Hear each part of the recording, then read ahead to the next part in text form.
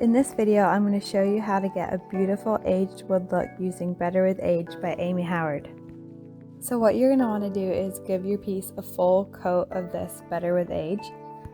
Make sure you don't leave any spots empty that are supposed to be covered, because it really does show up pretty obviously what is aged and what isn't. So this product is not actually a stain, it's a lot more authentic than that. It's simply a mixture that reacts with the tannins in the wood to get the most naturally aged look.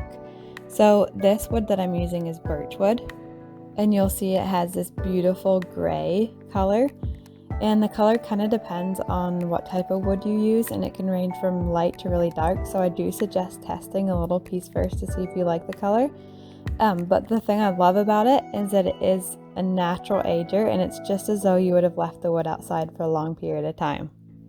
So once your piece is dried, you can either leave it like that, or I like to take it a step further and put a white wax on it. So you can either use the cruising wax or the liming wax. In this one I'm using liming wax. This just kind of softens the color and gives it an extra distressed look. All you're going to do for this is just brush the liming wax all over your piece. Let it dry for a little bit.